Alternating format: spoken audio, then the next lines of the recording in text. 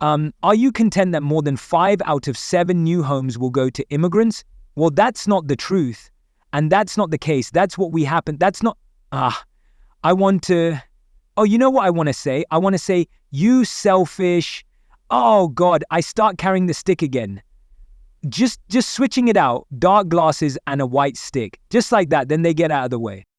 Is there really no housing crisis in the UK? That's what Angela Rayner, the Deputy Prime Minister, claimed, sparking outrage across the country. For the thousands of families crammed into temporary accommodations or stuck on never-ending housing waiting lists, her words felt like a slap in the face.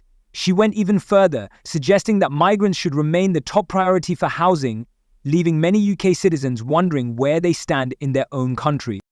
And it always comes back to that principle for me. All politics starts with that. Everything, every discussion, offense, right and wrong, everything, fundamental human rights.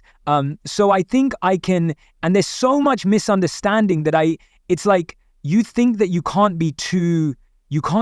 make any quantum leaps when you talk about that, because there's such a fundamental misunderstanding about what free speech is with the general public. It should be taught in schools what free speech is.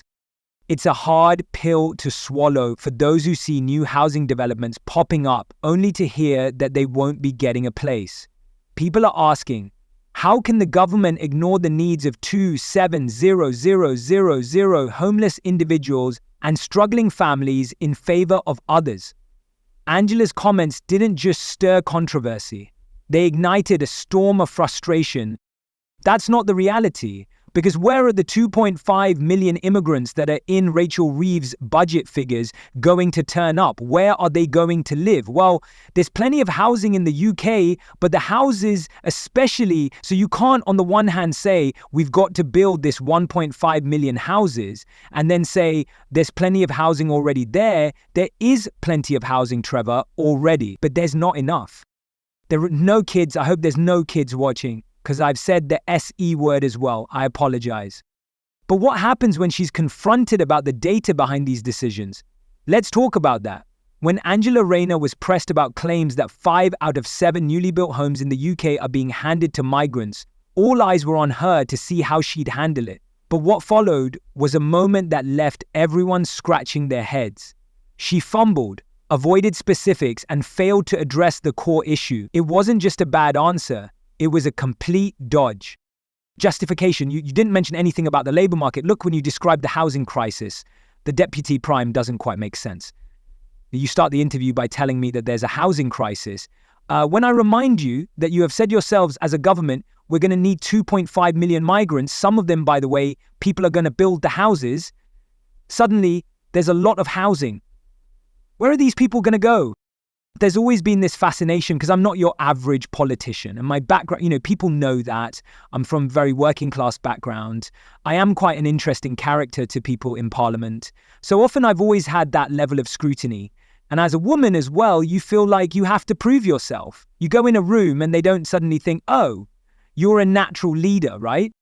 So therefore, coming from a working class background and being a woman, you kind of feel like, okay, I've got to earn the respect in the room, which is fine, but then you work double hard to make sure that people can see, well, actually, there's substance about me.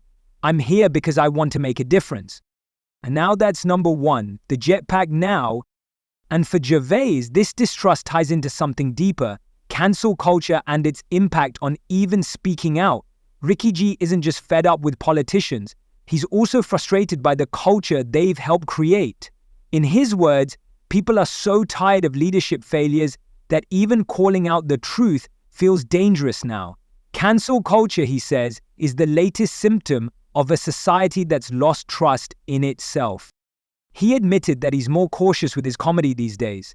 The jokes he could once make about politicians, social issues, and hypocrisy now come with risks he never faced before. But Gervais doesn't just blame cancel culture. He ties it back to the erosion of trust in government. When people don't believe their leaders, they start policing each other.